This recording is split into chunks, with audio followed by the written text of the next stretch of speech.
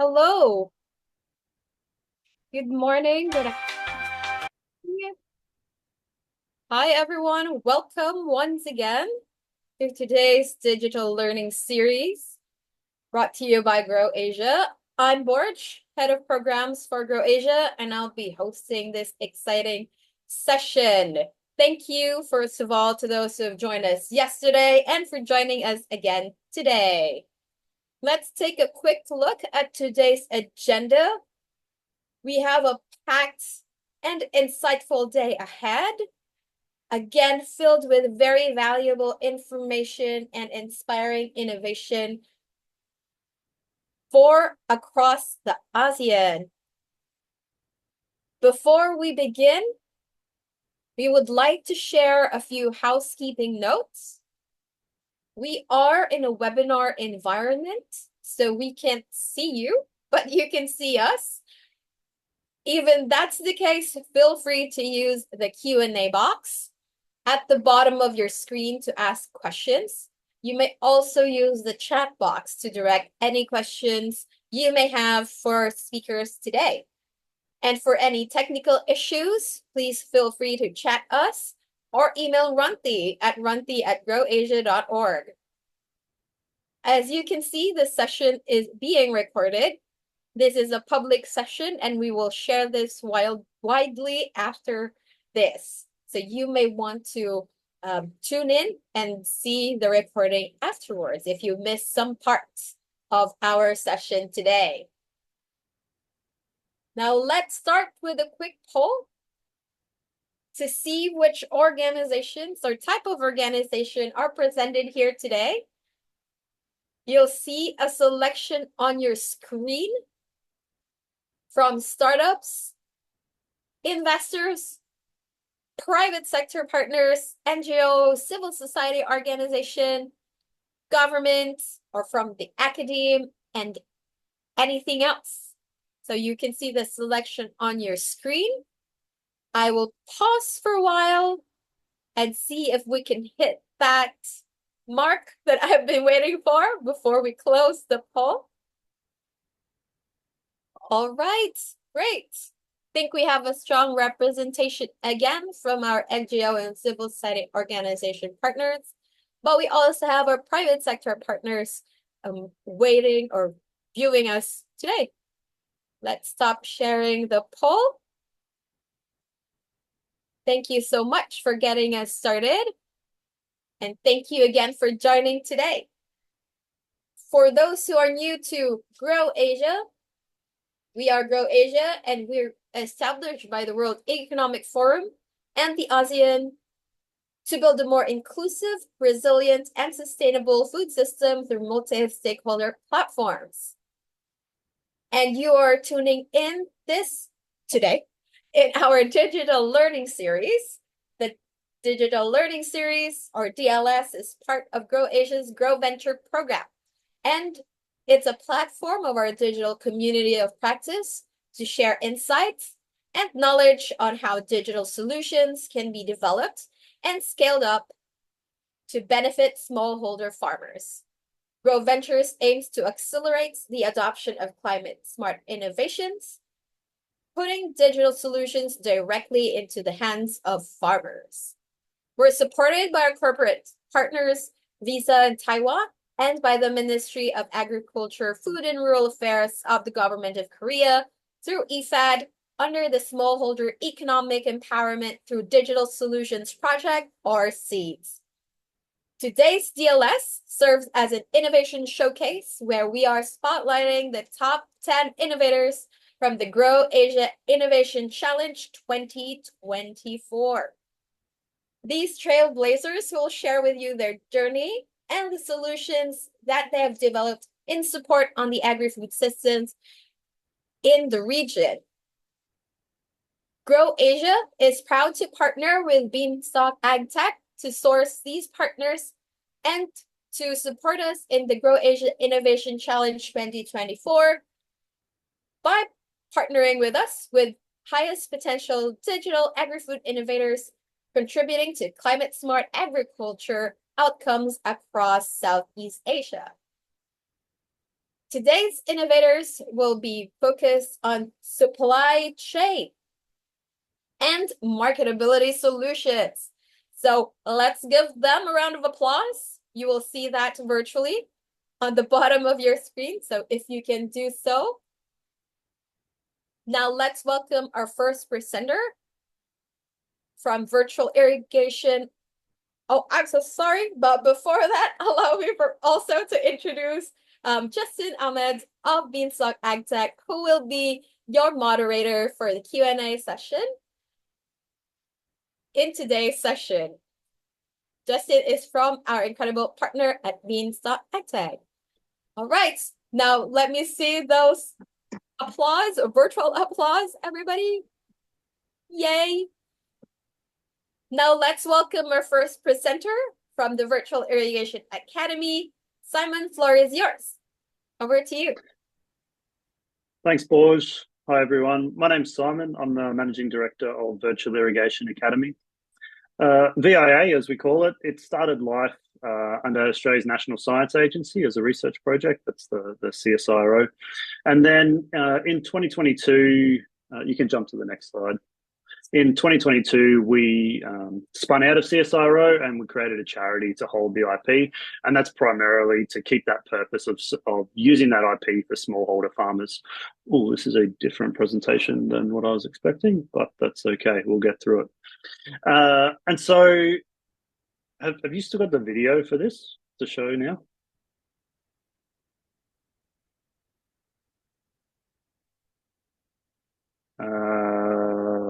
Okay, we'll go without it. We'll make do.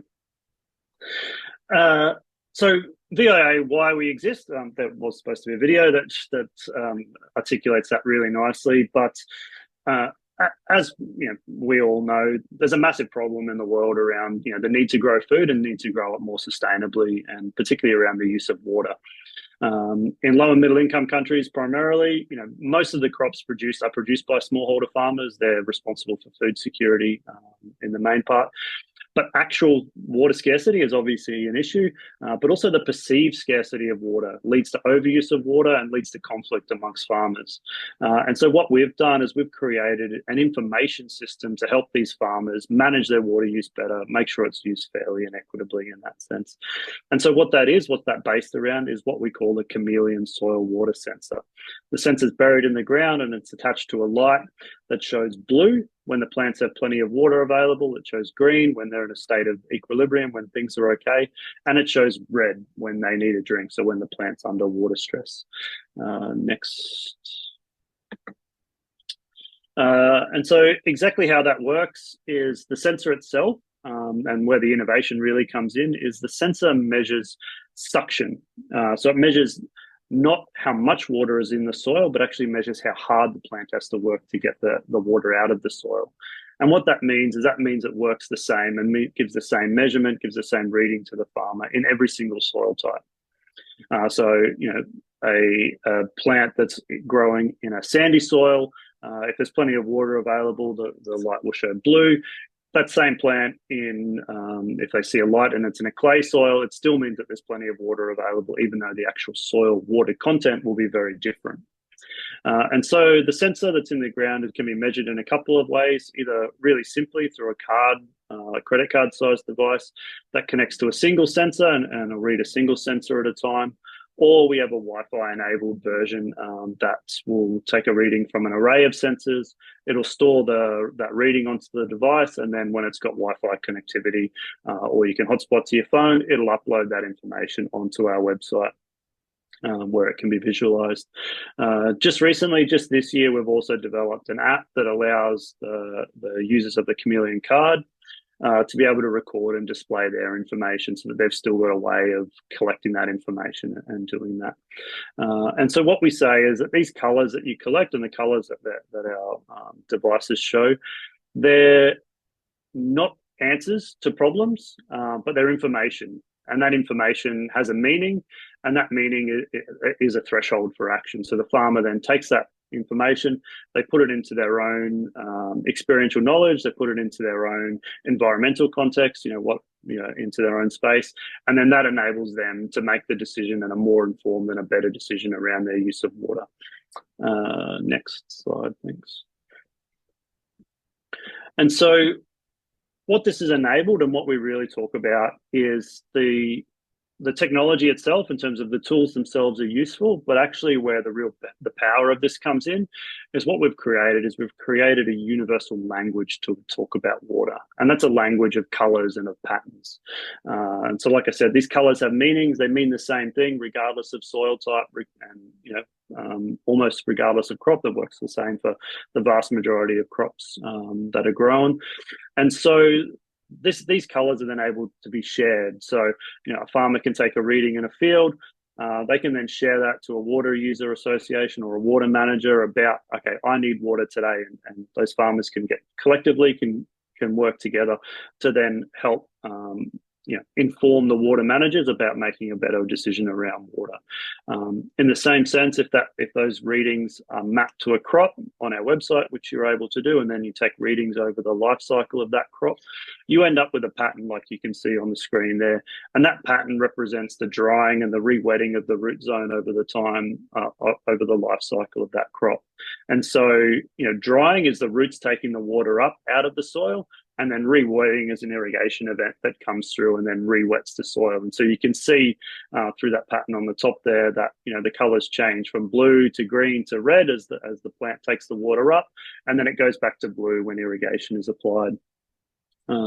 And then what we're able to do, and the unique way that our system's able to work, particularly in government or in project type settings, is it allows for those patterns to be compared. You've mapped it against a crop, you've mapped it against a yield as well for that crop, and then you can see, okay, for this water pattern, for this profile of soil moisture in my soil, what yield was I able to get out of that? And you're able to compare that to somebody else. So we can see on the bottom, those two bottom ones there, that top pattern delivered a yield of 12 tonnes per hectare. The bottom pattern delivered a yield of around 4 tonnes per hectare. And so then an extension officer or a project manager or a farm manager can then come through and go, okay, what interventions do we need to put in place to fix that bottom one to get it up to the potential of what we need it to be.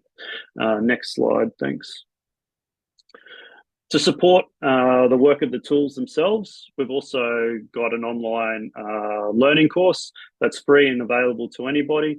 And this really goes through and merges the science behind the technology that was developed at CSIRO with some real practical case studies of those tools being used in the field. And then, okay, what are we experiencing, the questions that come out of that, and really kind of takes a deep dive behind that. And that's freely available on our website. Next slide, thanks. So what are the benefits that we've seen? We've surveyed thousands of farmers from around the world. Over 60% of them have improved their yields. Over 70% of them have saved time through reduced irrigation. Over 40% have seen reduced use of inputs, so reduced fertilizer by not overwatering and leaching the fertilizer out. And 72% of them have saved water. But if we go to the next slide, the big one that farmers in particular come back and tell us about is the reduction in conflict, is that they're not fighting over water anymore. They've now got a way of talking about water, about making decisions about who uses water, who needs it when. That reduces conflict, reduces people waking up in the middle of the night and irrigating in the middle of the night when nobody's looking to steal water when it's not their turn. So for us, from a social point of view, from a charitable point of view, from the purpose that we've created it, this is the really big one for us, is how do we help these people to have a better life, reducing conflict, making their communities a better place to live. And that's been a really great part of what we've been able to do. Next slide, thanks. So like I said, we started the company in 2022, and since that time, so over the last 2 and a bit years, we've made 25,000 and sold 25,000 of these sensors, and generated some significant revenue off that. So have some really good traction moving forward, mostly in Africa, but also in parts of Southeast Asia and South Asia. We've been included in EFAD's Rural Solutions portal, and a number of other institutions have also got behind us and validated what we've done and pushed that through. So, we're really looking forward to, hopefully expanding what we do and seeing where things can go into the future. Thanks so much for your time. Thanks, Simon. Thanks so much for your presentation and for sharing all that Virtual Irrigation Academy is doing. And particularly around when you speak about the social impact of reducing conflict over water, I think very underestimated the challenge of managing agency over water-based decisions. So great to see your impact on that. You started to talk about just towards the end there, your penetration. I know you're present in over 20 markets across Africa, South Asia, and Southeast Asia today. How do you adapt your technology and your approach effectively as you go and move from one market to the next? Yeah, I guess, I mean, so like I said, so we made the system to work on a color-based system. So then it's universal in terms of language. So we don't have problems around language or literacy in that event. So we don't need modifications to the products in those senses. But where we do try and really work is that we find local partners that are on the ground, that understand the local context, that understand the local way the farming system works, the irrigation system works, that has the relationship with those farmers, that has the trust of those farmers, and work with those partner organizations, whether they're private or public, NGOs, government.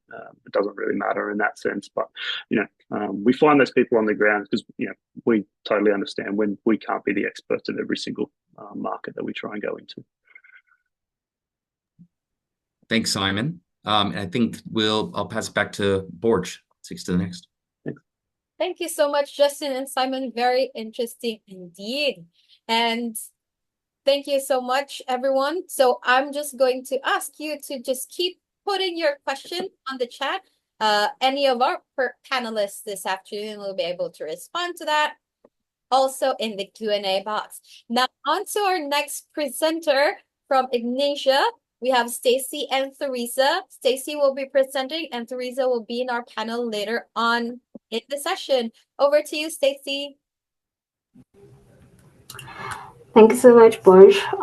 Hello, everyone. My name is Stacy. With my colleague Teresa from Ignitia, which is a deep tech global venture focused on democratizing weather intelligence to users in the tropics and with a keen interest in smallholder farmers. So we currently have active operations in over 15 countries spread across Africa, LATAM, and now entering the South Asian market. If you can go to the next slide. Yeah, so at the heart of the work that we do is the belief that empowering farmers and key stakeholders with the right data and tools can reshape food systems in the tropics. And at Ignitia, we leverage advanced AI to deliver highly accurate and localized tropical weather forecasts. So our model has an accuracy rate of 84%, which is a game changer, and has been a game changer for more than 3 million smallholder farmers who are already using it.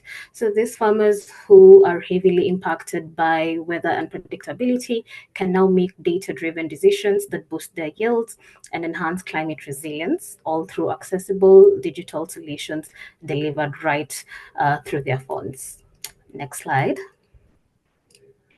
In terms of just assessing what the cost of climate change is, we see that climate change is indeed already significantly impacting livelihoods, environments, and people, with agriculture and food supply sector being one of the most impacted and most vulnerable sectors.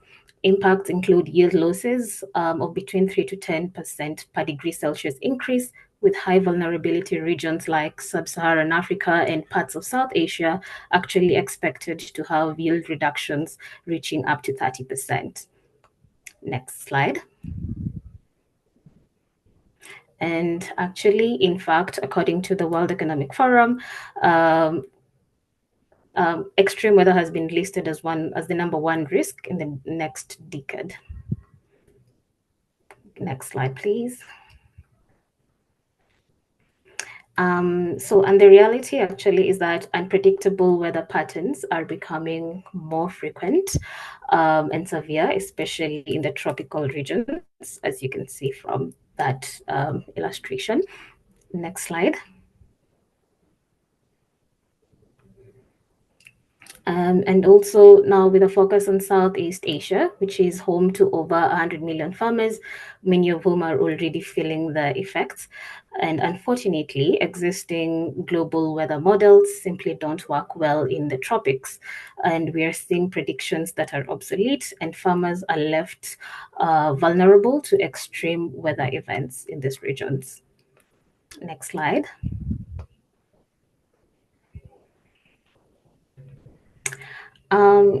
In terms of quantifying what the impact is, weather is actually the leading cause of crop loss, with drought being the most damaging, and accurate weather forecasts are essential for improving agricultural productivity, and farmers need better weather data to make more informed decisions and to protect their crops from climate-related risks. Next slide.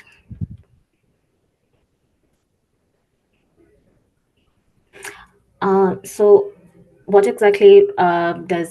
role does Ignitia play exactly? So we fix one of the biggest challenges in tropical agriculture, which is poor rainfall forecasts. And we use optimized physics-informed AI models, which combines over 10 years of reforecasting data, and we deliver better weather solutions. So we started in West Africa, actually, which is one of the hardest places to predict weather. And we have outperformed global models already in that place. And today we are applying this same model across, and we're planning to apply the same model across Southeast Asia with equally impressive results. Next slide. In terms of comparing ourselves to our competitors, Ignitia's focused model consistently outperforms competitors and other global models on all measurable metrics, as you can see. In terms of accuracy, we achieve 82% compared to global average of around 63%. And this means that our forecasts are not only more accurate, but also they're more reliable.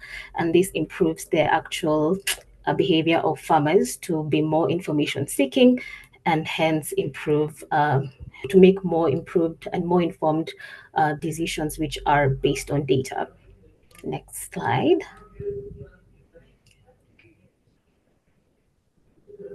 Next slide, please.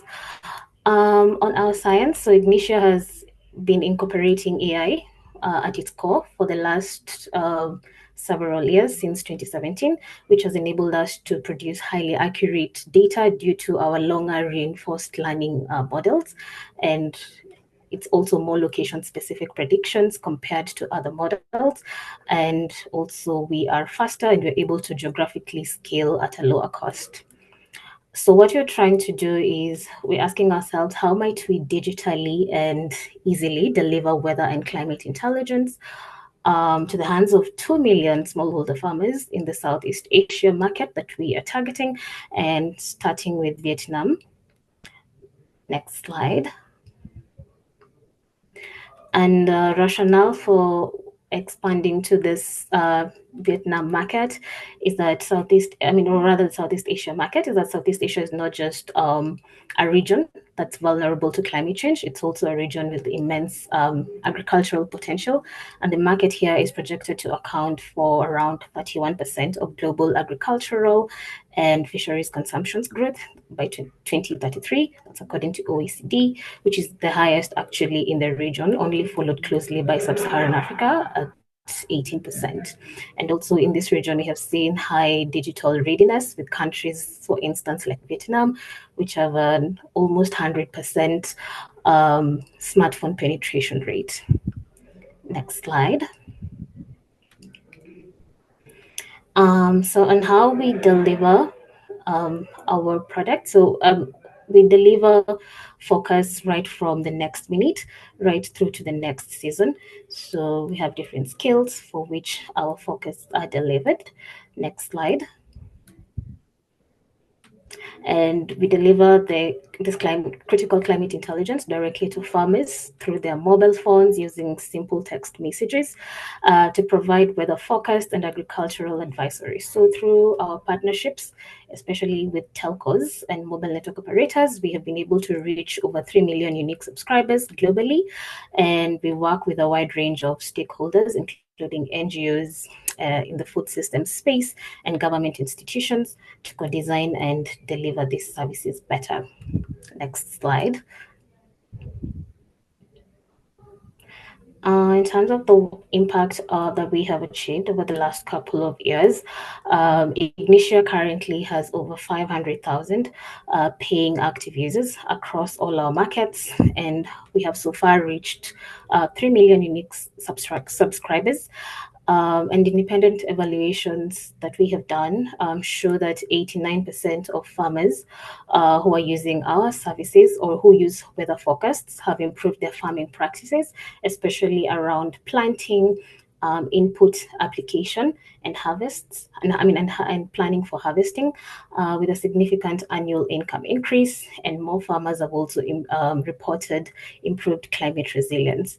But we believe that this is just the beginning, and with the right partnerships, we believe that we can scale our solution to reach millions of more farmers across the Southeast Asia that we are targeting. Next slide. Yeah, and we at Ignitia, we have a global team that supports the extensive work that we are doing. And we also understand that transforming agriculture in Southeast Asia requires more than just technology. It actually requires active partnerships, which is an aspect that GrowAsia is actually actively advocating for. And that's why we are very happy to be part of this GrowAsia program. Thank you very much. Thanks very much, Stacy. Fantastic to learn a little bit more about Ignitia, and I understand that you and also your colleague Teresa will be participating in the Q&A, so thanks for that. Obviously, weather forecasting tools are quite popularly used and already used quite widely in some spaces around Southeast Asia. But what I find obviously really compelling and interesting, besides the results that you've shared, is your unique approach, your focus on the tropics. And I'm wondering, what does that focus on tropical regions allow you to do differently from a tech, product, or even a growth perspective? Thanks for the question, Justin. Can I just come in here maybe? So our forecast actually does not only work for the tropics. We have superior accuracy everywhere where rainfall forecasts are driven by heat. So heat is one of the main factors that makes rainfall more unpredictable, which is also why, for example, you see accuracy dropping in the summer in the global north, in Europe or the US. We just believe that people in emerging markets are kind of disproportionately affected by not having access to some of these tools because of insufficient radar coverage and because of how those tools are usually distributed. And then they are disproportionately affected by not having access to mitigation and feeling the impacts of climate change, which is why we focus on that markets. And the tropical regions or emerging markets is also quite big, scale geographically speaking, and also speaking in terms of people. So we cannot even say that we are just specific for the tropics, but we are actually localized for every single farm or location, because we work on such a high resolution down to a 1 kilometer grid, meaning every person or farmer that receives alerts, forecasts, or advisories receives a service that is uniquely tailored and relevant to their specific conditions. Thanks so much, Teresa and Stacy. I'll hand it back to Borj at this point. Thank you so much, Stacy and Teresa and Justin as well. Thank you for that presentation. And now on to our next presenter from Map My Crop. Aravind, over to you. Hello, everyone. Namaste from India. This is Arvind. I'm part of marketing team at Map My Crop. Today, I'll be, so the name suggests, right? Map My Crop. So you map anything and you try to extract all the information and you try to drive an insight from it and try to provide intelligence. That's what we do. That's what we have been doing since quite some time. And before I delve into Map My Crop, I just want to talk about few problems out there. I think the previous speakers also talked about climate, risk intelligence, weather forecasting, all these aspects. But I want to delve deeper into what are the problems that a small farmer faces and also small agribusinesses faces in recent times, right? So first of all, there's a lot of uncertainty out there. Uncertainty in terms of, you never know when it will rain, or right. There's a lot of uncertainty, and there's a lot of lack of data, right? So that's a real time data which is always not accurate. So there's a lot of things that are happening. Most of the farming that happens is through their experience, what farmers are doing, or what others are doing. But data driven farming is something which is picking up right now. So the lack of data is one a bigger major aspect. And how do we utilize those resources and try to optimize your yields? So that's where we want to focus on, and so that's where we would like to work upon, etc. So next slide, please. And before, in terms of when I talk about problems, right? So by 2050, the world needs to produce 60% more food with the growing population, right? With the limited resources, unpredictable weather, and outdated bit of farming practices. How do we do it? How do we, try to address this issue? So that's where there are a lot of technologies that are coming up. There are a lot of startups that are coming up in the space.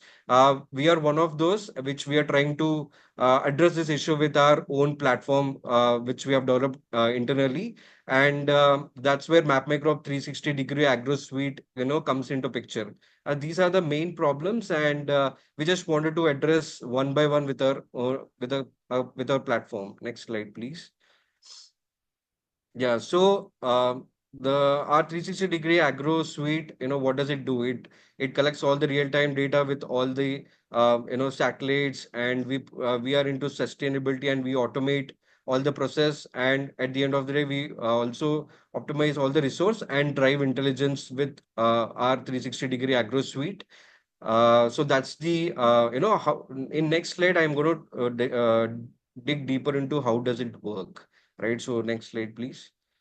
So what do we do is we have different type of data points, right? We collect data from satellites, whether we have internally developed algorithms, we have agronomic team, and we have other data resources, and we also develop internal AI/ML models with the help of a lot of data that we have. And what we are trying to do is we try to process the data, and we have internet develops for different types of crops, different varieties of crops, and different types of climatic zones all across the globe. So that's where our engine comes into place, and we drive everything to to a platform like a web API or on a mobile. So basically, our platform can be used by a farmer, small holding farmer, also a big holding farmer as well, and also agribusinesses out there who just wants to understand what exactly is happening in the crop, what they are trying to do, and what is the yield forecast. I mean, what are the problems. So we have different types of indices that we try to track, and these are very real time, and that's where we try to get all the information and get the information processed and deliver actual intelligence on that particular farm, right? On a particular farms across the globe. That's what we are trying to do, guys. Next slide, please. The main platform is, the crop monitoring platform. So the idea is this is how the dashboard looks. We have different sources of satellites from different providers, and we have different. I mean, we have developed internally a lot of, doing a lot of research, etc. And the point is to deliver actual intelligence, and also it's very quick, and you can start right away, and it can be deployed at any point of at any farm across globally. So that's how that's what we are trying to do. Next slide, please. And the second main feature is the crop type detection. Let's say if there is a lot of area out there, and there are people out there who are trying to identify which crop in that particular land is, so we can do it in seconds. That's a beautiful feature that we have developed internally. So you can automatically identify all the crop types and understand what exactly is happening in that particular crop. Yeah. Next slide, please. And there's one more farm boundary detection. So it can detect all the farm boundaries with with high accuracy. So this is also very useful for all the agribusinesses out there who are trying to do it in a very large scale. Next slide, please. Yeah, next slide. I mean, just click on it. Yeah, just click on it once again. Once again, this is a farm. Once again, once again. So this is how it can, it can automatically detect the farm. Next slide, please. So this is these are the different types of crops that are there in the farm with the different ledgers. So that's how the platform actually, understands which crop is there out there. And beyond all the three features, we also have different types of softwares for across tree monitoring, drone monitoring, etc., and all these aspects. So where we try to analyze irrigation, analyze forest, what exactly is happening in forest, what type of trees are there in all these aspects, right? So next slide, please. I just wanted to dive deep into what exactly we're doing in Philippines because we are talking about Southeast Asia as a market. So Davao is where we just recently entered Southeast Asia. Previously, we were working with India, then a part of US and so African markets. But recently, that we've dived deep into Southeast Asia markets, and we're working with the government out there and got Department of Agriculture. And the idea is to validate all the 5,000 hectares and with our drone seed assistance with our platform. That's what we're trying to do. And next slide, please. And with this as a current pilot, we have also achieved 80% confidence level in that particular Davao rice field, and we would like to expand further in this market with the kind of intelligence and platform that we have. That's why I'm right here in terms of doing this. Next slide, please. Our USP, there are a lot of platforms and a lot of agri-tech startups. There are a lot of companies out there doing a lot of things, but our USP is our accuracy, that high definition intelligence satellite mapping, right? So that's how it is. That's how we differ. That's how our accuracy differs. Next slide, please. At the end of the day, it's all about creating impact. So how we have a lot of data, we have the accuracy, and we have increased the yield of many farmers, and we are working with 5 million farmers across the across the globe. Next slide, please. I'm running out of time.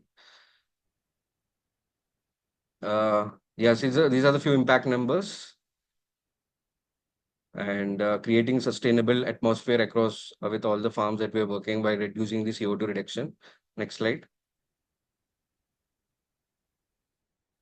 These are the few awards that we have, for the last couple of years. We've tried and bagged few awards for the work. Next slide, please. Thanks, Arvind. I'm going to jump in here just because I know we need to make time for the rest of our presenters, but want to thank you for the depth of your presentation. And I think speaking to, what is a meaningful question when we're talking about some of the satellite imagery forecasts and decision-making support providers as part of our program, which is what is your really unique advantage? And I think you really shared that quite well. I think one of the things that was very interesting to see about your platform is the breadth of solutions and kind of decision support tools that you use on that platform. I wanted to understand from you, why is that 360-degree approach really important?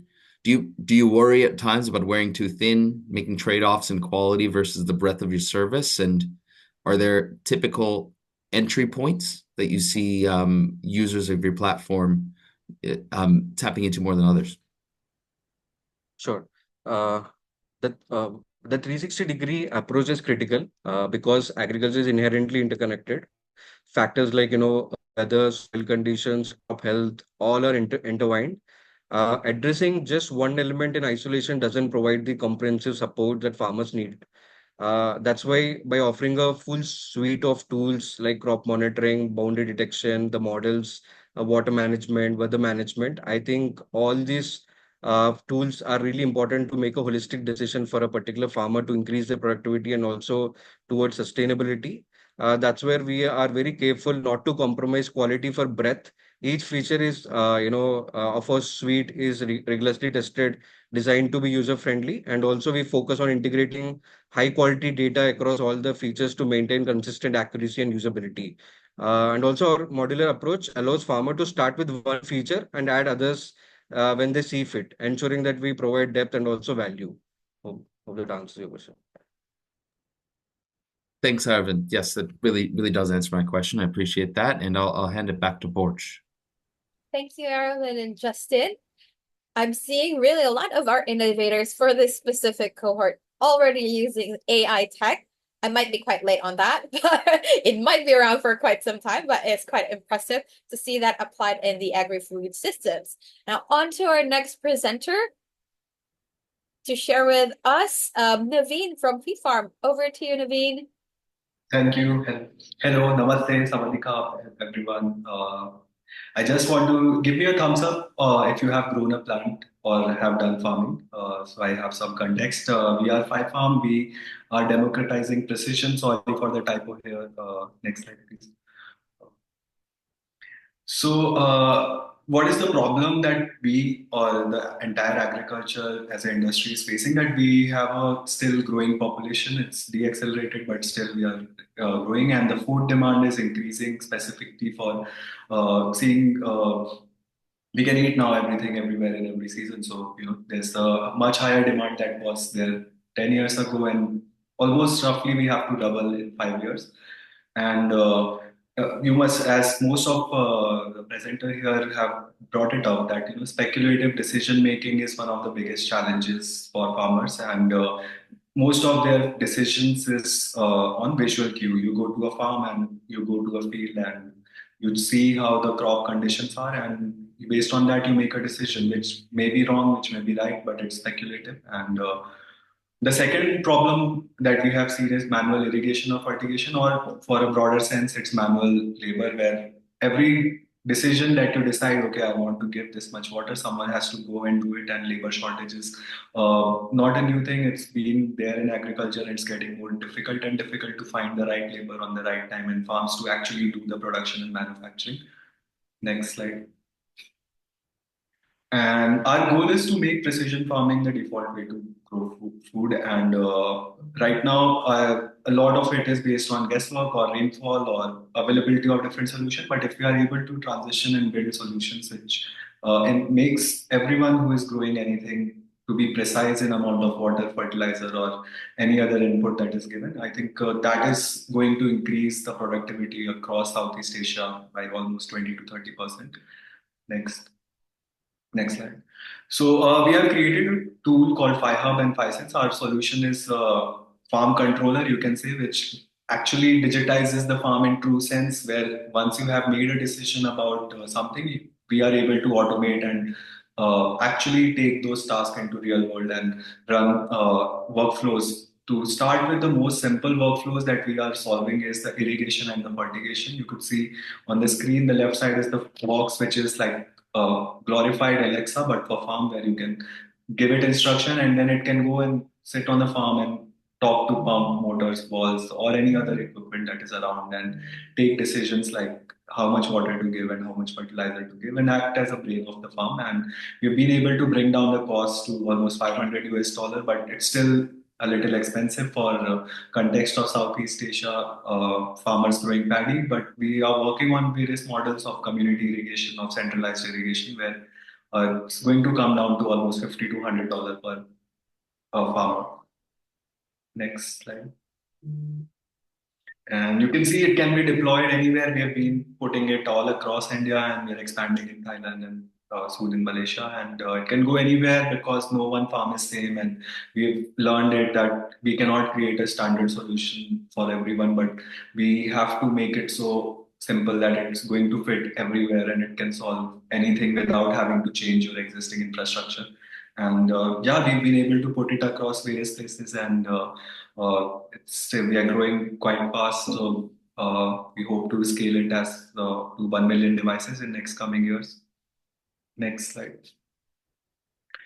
And then you have to simplify. Once you put the hardware there, then we are able to take control of the farm, and we are able to solve all the daily tasks of farmer by simplified interface, where you can just turn it on and off a device by a switchboard, or you can write complex rule in most simple way in their native language.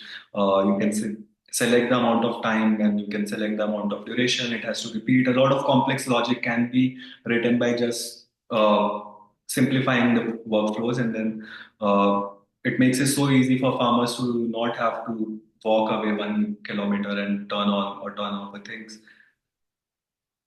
Next slide, please.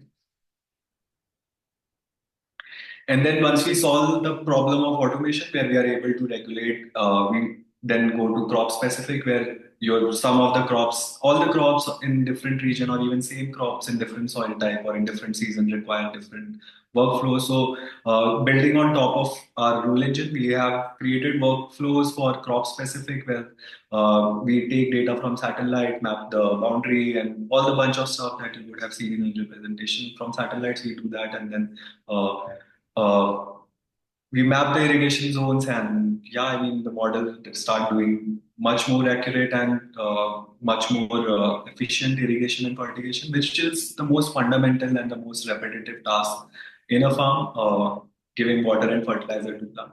Next slide, please. And once you bring all these sensors, it's the farmers are able to also understand that their actions are actually data driven, not based on some speculation, and not based on a broader data. Like, your climate grid is widely broad, but farm conditions can change one field to other. So it has to be on-site sensor data which we work with currently, but we aim to provide, once the accuracy of climate models increase, we'll be able to bring the sensing part from the third-party climate APIs. But for now, we use our own sensor network, and which can do any complex thing. It's a built-on model, so when all the computing we can use to create workflows is all being inbuilt. Next slide.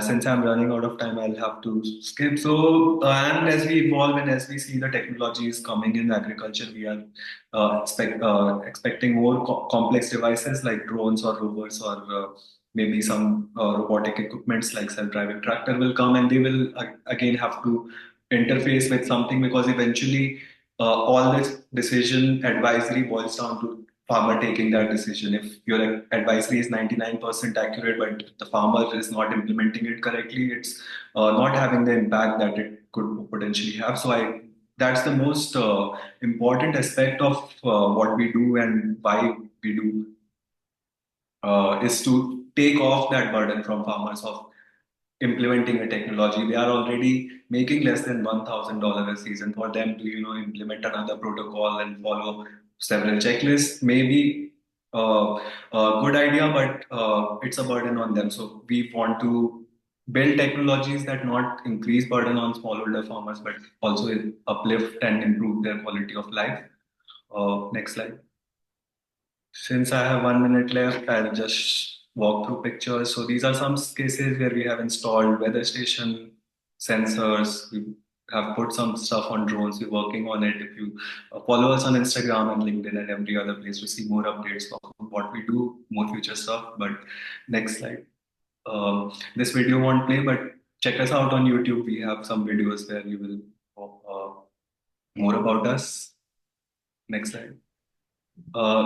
And automation as a technology brings ROI in 2 crop cycle, because you are eliminating a labor task which usually is getting higher and you have to pay a cost to do anything. And so our systems bring ROI, reduce water and reduce input and cost, and increase. Yeah, and you can just now slide through all the next slides. I think I'm out of time, so but here we have an impact rule, which is to deploy more sensors and more hubs across. And yeah, this market is huge, and we are running we have raised very less fund. Next slide, please. We have raised just 500K, and we have been 6 years in operation. Next slide.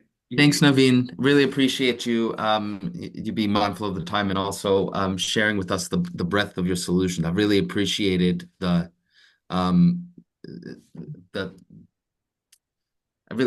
mindfulness in the approach of retrofitting solutions into the existing infrastructure and lack thereof on farms, and the really actionable dashboards that you shared.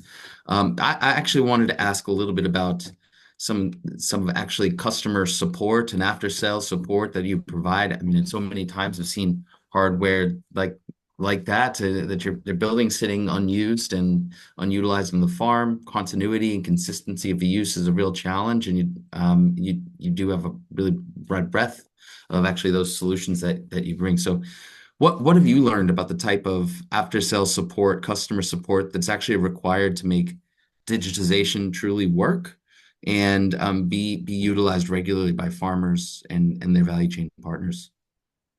So, farmers are human and every human loves good service and supports like we love our service and support. So, but with farm, you are running mission critical items. For us particularly, if our system goes down, they are not able to give water or they are used to some workflows and it's not happening. So for us, we strive for a 24-hour turnaround time. We prioritize our service and support to an extent that we may deploy devices only if we have a cluster of service and support network there. But it's the most important aspect of anyone selling, particularly hardware to a farmer. If your system is down, their life and their earnings are on stake. So it cannot you cannot scale without having a good support system and giving a assurance to farmers that this will work and they will trust you, and then only that option will happen. So it's very important in building trust in the technology. Thanks, Naveen. Really appreciate that. I think humans appreciate and value good service is a very, very powerful takeaway from that. I appreciate that. Borj, I'll hand it back to you. So much, Justin and Naveen. I think that was a pretty interesting question. If we have more time, I'd probably ask that all around the room. But now that we're on to our next presenter, over to you then, Brian of Brian and Tech. Thank you, Borj. So hi, I'm the co-founder of Rhino Technologies. Can you go to the next slide, please? Yeah, so we are based out of Vietnam, Singapore, and India. We develop and manufacture smart devices and cloud-based solutions for various industries, which include agriculture. Next, please. So we started out as two companies, the first one in Singapore that was focused on traceability, and the other one in Vietnam that was focused on agriculture. So over the years, we've developed different technologies to address challenges in farming in Vietnam, from solutions to mitigate salinity intrusion, to smart fertilizers, to solutions for shrimp farming, and also some of the solutions that we'll talk about today. Our products and technologies have won a bunch of awards, as you can see, but I think more importantly, they have been deployed throughout Vietnam and also in neighboring countries like Thailand, Indonesia, the Philippines, and even farther away places like Japan. Next, please. So agriculture in Vietnam faces many different challenges. We as a company decided to focus on three major ones. The first is land degradation. Due to overuse of input materials like fertilizers and pesticides, the soil quality has degraded over time. So this has resulted in lower yields and lower income for farmers. The second thing we wanted to focus on was greenhouse gas emissions. So farming globally, as I think everyone here knows, is a major contributor to greenhouse gas emissions. And Vietnam, being a top producer in rice, contributes to that through methane emissions. And the third thing we wanted to focus on was agricultural pests. So annually, up to like 40% of crop production is lost due to pests. And the economic damage due to invasive insects is in the tens of billions, if not more. So in reaction to this, farmers tend to overuse pesticides. And this has long-term negative consequences for the environment and also for consumer health. Next, please. So what we've developed is basically a comprehensive 360 solution. It's complete with an array of IoT devices and smart sensors that captures various parameters and data on farms, in waterways, and more. And we send all this data to the cloud for real-time analysis. Next, please. So our AI algorithms then use all this data to provide in-depth analysis, forecasts, even recommendations to authorities and to farmers. And all of our devices can be controlled by a smartphone through the mobile app, through SaaS software, or they can even run by themselves. Next, please. So, for example, I think we've heard a lot about alternate wetting and drying in rice paddies yesterday, especially with yesterday's cohort. Farmers using AWD reduce methane emissions drastically. They reduce water usage, lower production costs, and even improve soil health and yields. And so what we've developed at Reinin is a smart AWD device that measures the water levels in real time. So farmers can have access to this information right from their smartphones. Next, please. But we've also gone a step further and developed other devices like a smart water pump, smart water gate, smart water quality sensors. And this basically allows farmers the ability to automate the entire AWD process in an optimal way. So, for example, if the water level falls below a certain threshold, the smart pump or a smart water gate can automatically bring in the water into your rice paddy fields at exactly the right time. Next, please. And because we know that AWD reduces methane emissions, the question then becomes by how much and how quickly can we know? So this is why we also developed a smart methane emission monitoring system that can accurately measure methane emissions from rice paddies without any human intervention. And this system will allow for a quicker and easier way to evaluate farmers' AWD practices and hopefully pave the way for Vietnam and farmers to get access to the global carbon credit market. Next, please. We also developed a smart soil nutrient measuring system that can not only measure the NPK levels of the soil in a farm, but also other parameters like pH or the moisture levels in the soil.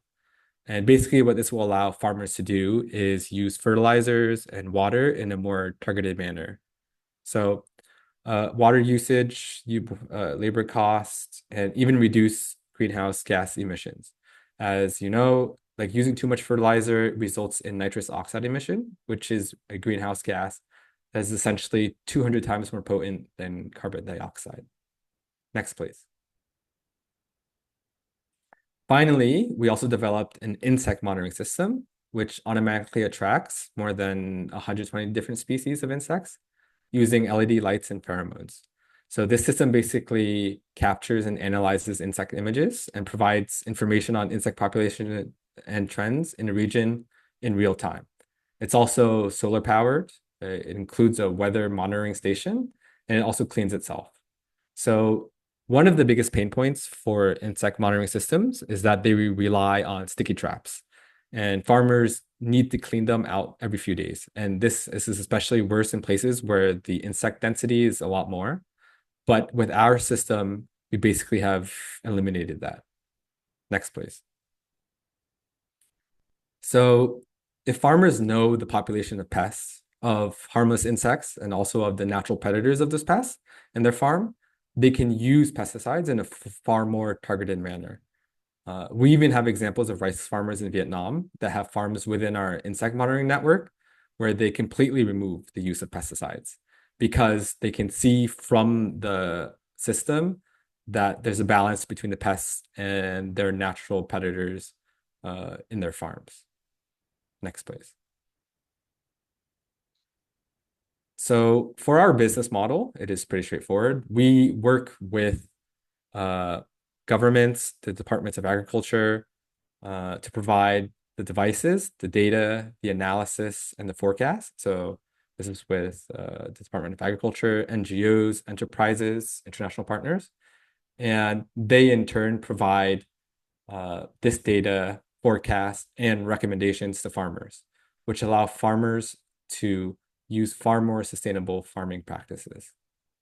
And then farmers who are using these practices will be able to get better yields to lower their costs, but they'll also be able to earn a premium for their crops that are grown in a more sustainable way. And the thing about the way we set up our system and our network is that everything is traceable all the way back to the farm. Next, please. So here's our roadmap. So currently we're working with the Department of Agriculture in Vietnam and different NGOs to identify suitable places for our technology. Currently, we're in 7 different locations in different provinces, from Dong Thap to Tra Vinh. and our devices cover over 350 hectares of land in Vietnam. And by 2025, along with the smart and low emission rice farming project in Vietnam, we hope to cover over 180,000 hectares of land in 2025, by 2025. And by 2030, hopefully we can expand to the entirety of the million hectare project. And finally, I think a lot of the problems that we face in the Mekong Delta is pretty similar to the problems that other countries in the region face. So our hope is that we'll be able to expand and work with partners in these countries like Thailand, Cambodia, Laos, to spread our technology and solutions there. And throughout this entire process, our aim is to continually develop and improve all the technology so that it can be tailored to the needs of the places and the people that we serve. Yeah. Thanks, so Brian. Thank you, please.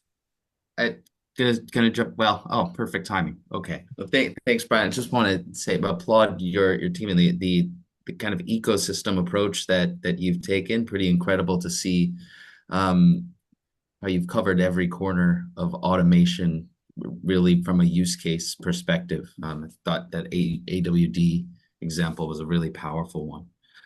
But rather than ask about your technology, I want to ask more about your users. You know, the group represented here today that is the only one that is based in Vietnam and has had the longest presence in the region. And given that this Grow-Asia Innovation Challenge really focused on working with rice farmers in Vietnam and Cambodia in particular, I'm really interested in kind of your long-term perspective. Like, how have users, smallholders' attitudes towards digital agricultural technology changed over the course of the period in which you've been operating in Vietnam? Yeah. So I think pretty much everybody here and also the other cohorts know that farmers tend to be a bit more on the conservative side when it comes to adopting new technologies. So basically how we work here at Rhinen is that I think first we work with the policymakers who are pushing a lot of these initiatives. And so we try to understand exactly what sort of policies to sustainable farming they want to have. And then from there, we work with the farmers to understand their pain points and their needs. And then we try to develop a solution that basically either tries to automate as much as possible or makes things as easy as possible so that it is not a painful process for them, for example, to collect data, right? And I think a lot of the systems out there right now, especially that require farmer intervention, is very challenging. So our goal as a team is essentially to develop solutions where it's pretty seamless for the farmers to adopt. And given that our business model is we tend to work more with governments and NGOs, a lot of the costs is not borne by the farmers themselves. So they get a lot of the benefits, and they don't have to deal with a lot of either the costs or the pain of trying to adopt new technologies. So essentially, that's our approach. Thanks, Brian. Yeah, great business model and insights with respect to the power of automation. So I appreciate that. And I'll hand it back to Borch. Thank you so much, Justin and Brian. And some of what Brian said actually resonates as well with some of our innovators and also resonates with the Grow Asia and I think Beanstalk partnership as well for this innovation challenge in particular. Thank you for that. Now on to, people always say this, last but not the least, please allow me to welcome our last presenter for today, Sarathi from WRMS. Over to you. All right. Thank you, Borch. Am I audible? Very much. Thank you. Fantastic. Thank you. No, very insightful sessions and presentations so far. I'd love to unpack more. Thanks for the opportunity. On to WRMS, right, which is short for Weather Risk Management Services. We're a company that's passionate and focused on solving climate-related challenges for farmers and low-income communities through a combination of data, technology, and innovative insurance solutions. Now, we've been around for a while. We've been around for 20 years. That's when we launched our first weather risk solution for farmers in India. And since then, we've had the fortune of being supported by strong partners across various sectors. Agriculture is a key focus market for us, but increasingly dependence and support from financial services, so insurance companies, lenders, MFIs, and multilateral agencies like UNCDF, WFP have been very instrumental, supportive, and core to our growth. So we're now present in just over 20 countries across the globe. So that's maybe one each year. Hopefully that scales a lot faster, with a strong focus on emerging markets across the globe. We pioneered parametric insurance in 5 countries, and hopefully a few more to add in the next 12 months. We also have, as part of our group, a subsidiary that manufactures and installs IoTs for various use cases in the agriculture and dairy industries. Next slide, please. Okay, so I think the challenges we're all maybe familiar, maybe overly familiar with the challenges that we're seeing on the ground, right? And that's where we like to start with any new program, any new territory, any new opportunity or challenge, right? What's the person on the ground exposed to? What's their sentiment? What's relevant for him or her, right? And the various challenges. So one is technologies being thrust in all different forms and directions, right? And whilst we're positioning and showcasing the value out of technology, there's clearly a bit of friction in that technology being adopted due to various reasons that the farmer is obviously very, very present to and aware of, but maybe we're not addressing them adequately enough. Flat yield growth, it's with improved farming practices, with even the limited adoption of additional technology, yield is still stagnant or even dwindling in some cases. High exposure to risk and volatility, and obviously price volatility is a big issue, in addition to climate. Next slide, please. All right, so what we've done, and we've realized, again, echoing a lot of the fellow presenters here today, it needs to be holistic. It needs to be a holistic intervention, either with us or ideally with a lot of partners covering various elements of the ecosystem. A one and done sort of approach does not work because you're trying to force fit something into a solution and it doesn't sync with the entire journey or the ecosystem of the farmer.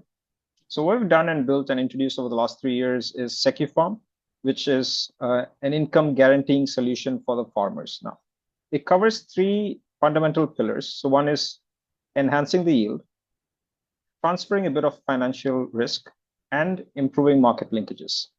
Right. The impact of achieving all of this is obvious, and it's laid down below. But what I'll maybe touch on briefly is how we're going about achieving all of this, because easier said than done, right? Next slide, please. Okay, so there are the 3 key pillars to achieving SecuFarm at the end of the day. One is the data stack, and I won't go into detail in all of these, but happy to if relevant.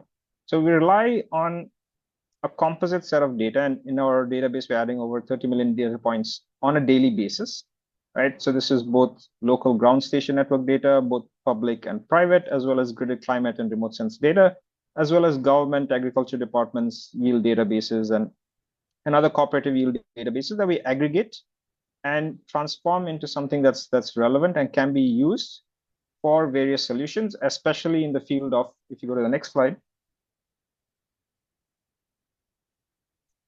parametric insurance, right? And parametric insurance is very data dependent. What we realized, it's also very technology dependent, because a lot of what it says and promises can only be achieved with a certain level of technology intervention. So SecuRisk is our digital first parametric insurance platform that addresses various needs and wants of stakeholders in the ecosystem. So for the farmers, there's an onboarding experience, a claims user experience. For carriers and brokers as well, there's a place to be understanding of how to design these, maybe simple, but still fairly foreign insurance programs. So SecuRisk addresses all of this. And the next slide, please. And then we get to SecuFarm, which, combines the best of SecuRisk and SecuSense, the data and the insurance stack, into a full end-to-end income guaranteeing solution for the farmers. Right? So it covers, right from geotagging the farm, advisory, risk management through the process, and then a guaranteed income with the linkages. Next slide, please. Critical to this at the back end is again that risk transfer element, and this is a dynamic approach that we have maybe accidentally realized over the years in terms of how we ensure there's certain acceptance and adherence to advisory as long as it's relevant, and then layering on or increasing the financial risk transfer as well as the promised income as we see the increased sort of adherence and adoption of best practices. Now, the best practices obviously need to be customized and not a generic spray and pray that it works across a wide set of group. Next slide, please. Okay, so I'm not sure how much time I have left, but feel free to stop me as I'm running through this, and maybe I'll touch on one or two case studies here. So in the Philippines and in Vietnam, we've had some interesting work. We like to try and bundle our solutions because, especially if it's something new, no one wakes up wanting about anything, especially from farmer, anything other than credit. Insurance is definitely the last thing on their mind, and SecuFarm may be like, what's this? I'm not bothered about it for the moment. So how do we introduce something that definitely has a lot of value, but has a lot of value for each stakeholder that we're trying to that we're seeing in the ecosystem, right? So in this case, Bayer, who's one of our partners in the Philippines, they were introducing vegetable seeds. They were seeing a lot of volatility in the demand because of the unexpected weather patterns and the increased volatility in weather across the Philippines. It's across the world at the moment. So how do they achieve this trust in farmers that even if there's some issue, right, and the rainfall happens earlier than expected or a lot more than expected, we've still got your back on the investment you made in purchasing our seed packets, and we designed a proposition that covered the key risks that could ultimately cost or fail that investment. In this case, it was rainfall, but then we transformed this to rainfall, cyclone, and now drought as well.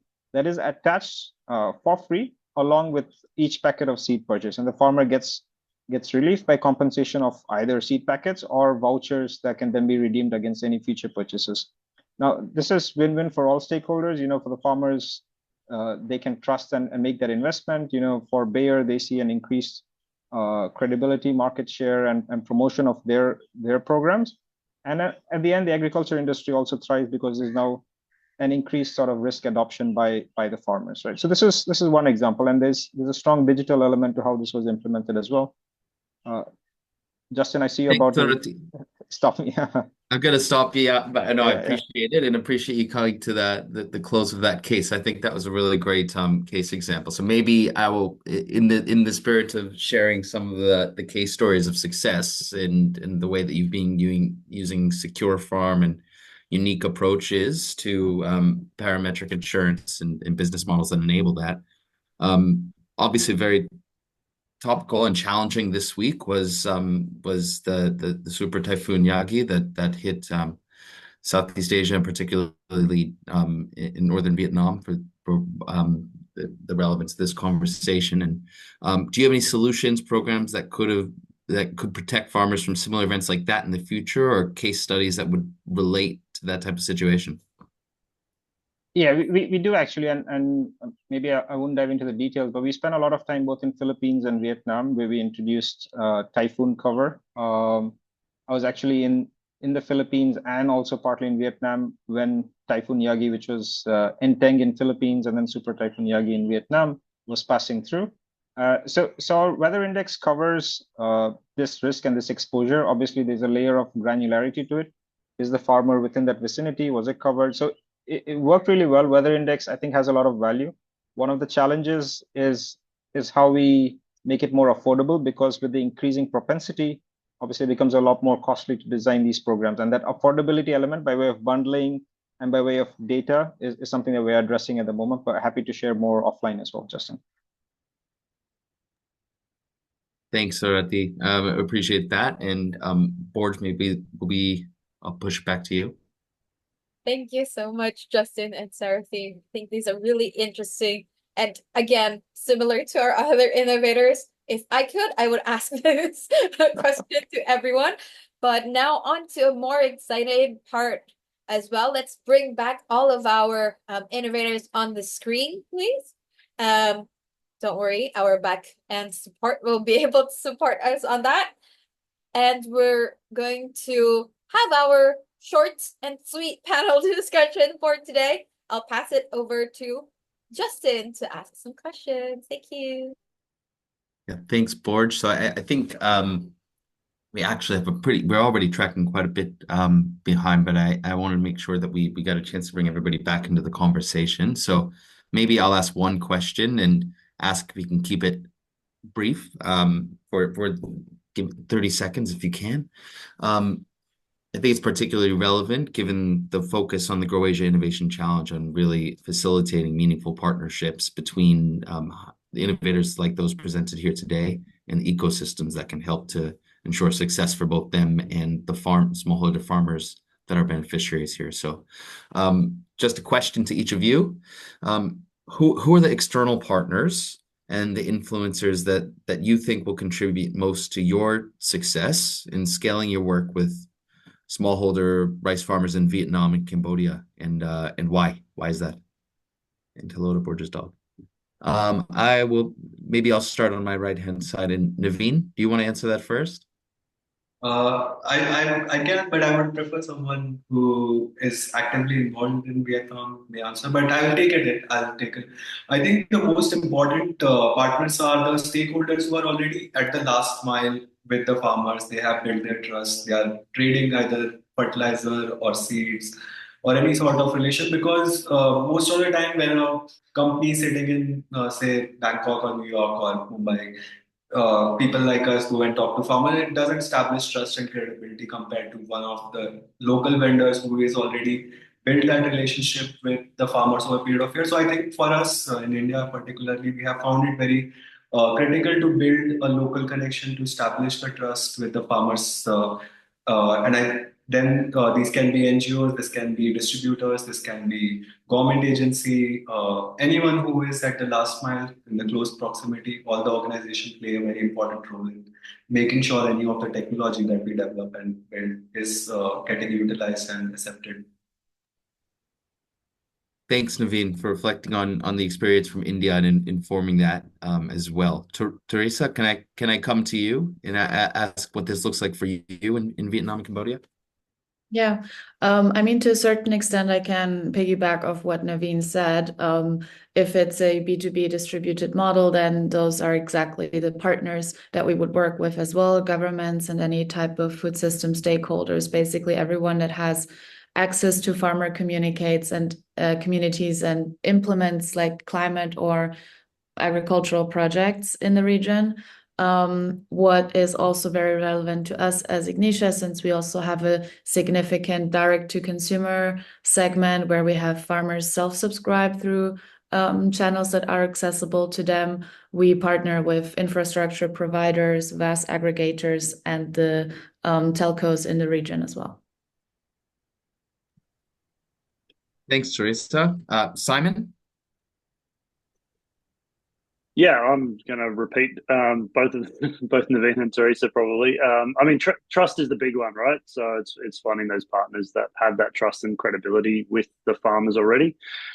For us, in terms of the space we work in, it would be primarily through AWD rice, so alternating wetting and drying. Our sensors don't actually work in a flooded rice paddy environment. So, and that then comes down to, the governments and the NGOs and the other people that are pushing through the projects to get farmers to adopt AWD rice or to change to AWD rice primarily. And so, that would be our primary focus in that one, and they would be the key partners, both to work through and as the customer, but also, if you are selling direct to customer, you still need those backings of credible people within the environment to actually provide that for you as well. And we would, whether you're actually selling to the government or not in particular, there's still a key stakeholder for you.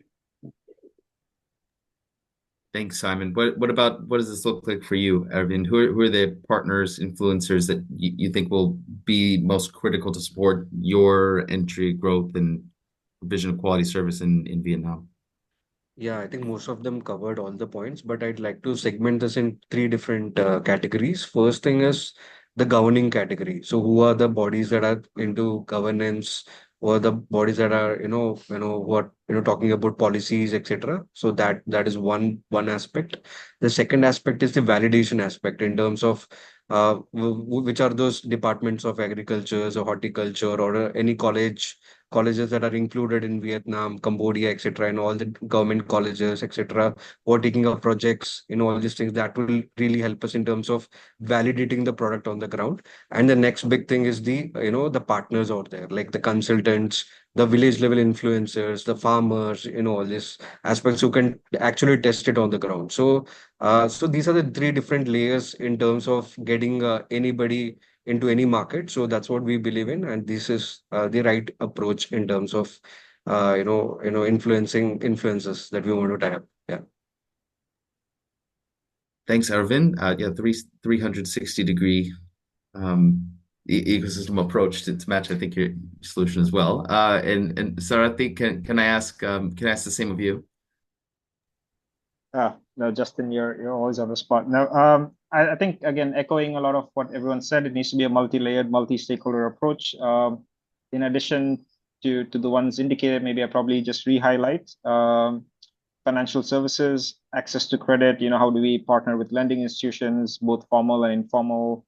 In the Philippines, especially, pawn shops and informal lending is a key part of the farmers' access to credit. So how do we work with those stakeholders? And who's the farmer's first point of contact? It's usually the field technicians or the trusted, advisor who's an individual and not a company or an organization, right? And how do we ensure that they are part of the program and they're sort of on board and on side with what we're trying to do. So those would be two additional critical stakeholders from my side.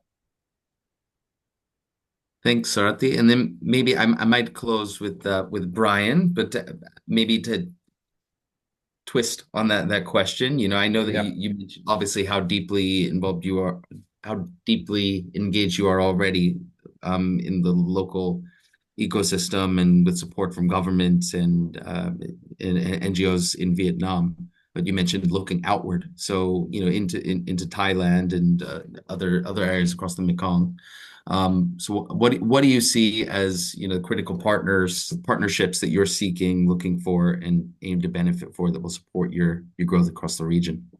Yeah, so like you're right in saying that we were pretty close with the policymakers here in Vietnam, but our international partners that we find basically see what we do in Vietnam, and usually who we work with in other countries are partners who are either already deeply involved in ag tech, or they're in the food space and they already have a working relationship either with farmers or with policymakers as well, right?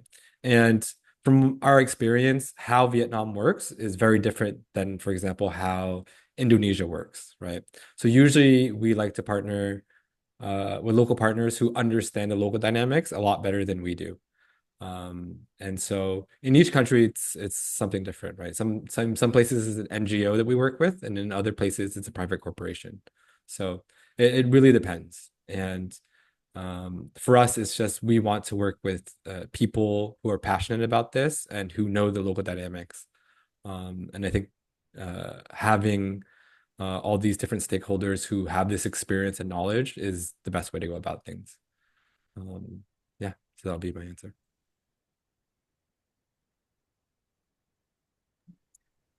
Thanks, Brian. I think that's a great reflection to close on, given the time we have, and hopefully some of the folks that are those target partners here in this call and engaging with this program here today. So thanks. With that, I'll hand it back to Borch. Thanks, everybody. Thank you so much, Justin, for moderating that session, and a huge thanks to our fantastic innovators for the Grow Asia Innovation Challenge 2024. Simon, Theresa, and Stacy, Aravind, Naveen, Brian, Sarathi, and Alomar, who's there. Thank you so much for sharing your insights with us today. And these are really inspiring. And to our incredible audience, thank you for your active participation. I see our Q&A blowing up as well. And thanks to our panelists for answering those questions as well. It's really I can feel the energy through the screen, through the Q&A box itself. Now we're down to our final minutes and would love to hear your feedback for today's session. And thank you so much, Hong. Could you please launch our last poll of the day, please? Thank you. And we just want to ask as well our audience and how useful this session had been. Again, the Digital Learning Series is a series of webinars that GrowAsia and our partners in the network are supporting. So if you are able to join us in the next one, we'll show you a way on how to do that in a while. Let's get the poll kicking. And all right, we'll end the poll now. No need to share those results yet, but thank you so much for answering. Now let's move over to our panelists. If you can turn on your videos again for a really quick group chat, group photo, and let's capture this moment with you. Big smiles, please, everyone. And 1, 2, 3. Great, we got that. I'm pretty sure we got that. Thank you again, everyone, for your support. And it has been a pleasure. Thank you for having us this afternoon, morning, or evening, and allow us to really welcome again our set of innovators for the GrowAsia Innovation Challenge 2024. And if you want to learn more about the Digital Learning Series, the GrowAsia Innovation Challenge, follow us on LinkedIn. The QR is right in your screen. And again, this session is brought to you by the GrowVentures, part of GrowAsia, supported by Visa, Taiwan, Ministry of Agriculture, Food and Rural Affairs of the Government of Korea through the International Fund for Agriculture Development, or IFAD, under the Smallholder Economic Empowerment through Digital Solutions Project, or SEEDS.